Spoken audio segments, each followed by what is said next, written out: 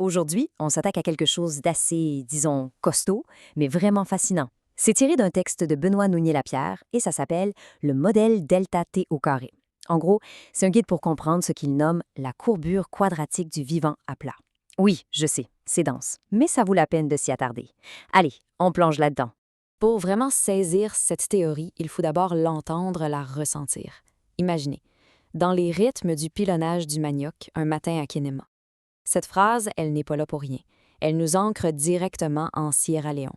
Et elle nous dit tout de suite, attention, ce n'est pas juste une abstraction pour les intellectuels, c'est une manière de penser qui naît du concret, du son, du rythme, même de la vie.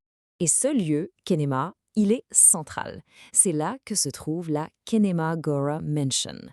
Et ce n'est pas juste un décor, là. C'est bien plus que ça. C'est un véritable laboratoire du vivant. La théorie se construit et se vit directement sur place. Le bâtiment lui-même devient un instrument clé du modèle. Et c'est là que ça devient vraiment puissant. On parle du concept de neuroarchitecture. L'idée, c'est que le manoir n'est pas juste une boîte, un contenant. Non. Son architecture même est conçue pour façonner la pensée. Nos environnements bâtis et nos environnements neuronaux, en fait, ils se créent l'un l'autre. Pensez-y une seconde. Les murs qui nous entourent pourraient littéralement être en train de sculpter nos idées. OK, on a parlé de l'espace physique. Maintenant, allons-y au cœur du problème philosophique. Qu'est-ce que ça veut dire, au juste, vivre à plat?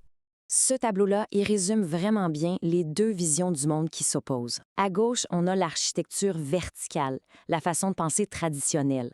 Pensez à une pyramide, la maîtrise, la hiérarchie, un observateur qui regarde et qui classe ce qui est observé. Et à droite, on a le modèle plat rhizopolycentrique. Wow, tout un mot, mais l'idée est plus simple. C'est horizontal, sans hiérarchie. C'est un réseau interconnecté où chaque point peut devenir un centre. Bref, on passe d'une pyramide à une toile d'araignée.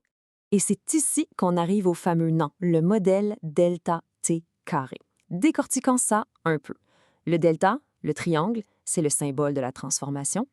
Le T au carré, ça veut dire que cette transformation, on l'applique à elle-même.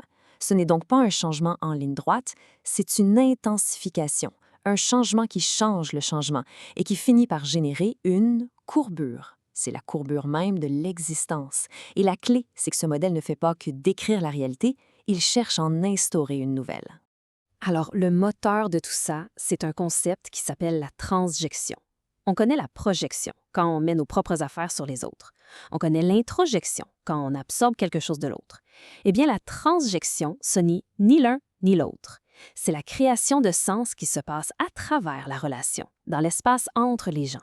Le sens n'est pas en moi, il n'est pas dans l'autre, il est dans le passage. Ce modèle ambitieux, il se déploie en deux grands plans. Le premier, c'est le plan théorique. L'idée, c'est qu'avant de construire du neuf, il faut déconstruire nos vieilles manières de connaître le monde et de se percevoir soi-même.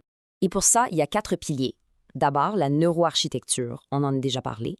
Ensuite, le flat naturalisme, l'idée que la nature elle-même est déjà un réseau non hiérarchique.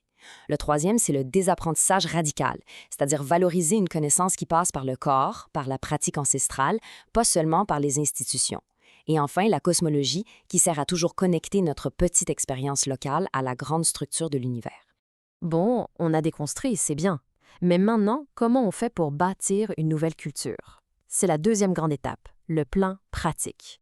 Et là aussi, il y a 4 piliers. Mais cette fois-ci, ils sont tournés vers l'action, la création. On a l'hybridation étymologique, l'art de forger des nouveaux mots pour faire exister des nouvelles réalités. Ensuite, un concept fascinant, le Joyful Afro-Optimist Oriented Accelerationism, ou GAOA. Ça vise à accélérer et à amplifier le potentiel des cadres de pensée africains. Puis, la poétique théologique, qui va puiser dans le langage spirituel pour atteindre une précision nouvelle.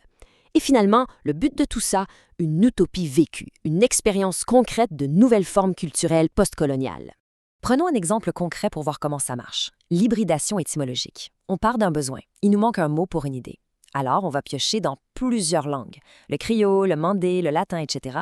Et on combine le tout pour forger un nouveau mot, un néologisme. Des termes comme BreastNet ou Palm Praxis. Ce ne sont pas juste de jolis mots, ce sont de véritables outils pour fabriquer le monde. Mais toute cette construction, toute cette architecture de pensée complexe, ça repose sur quoi au fond? Ça repose sur une fondation essentielle, un état d'esprit bien particulier.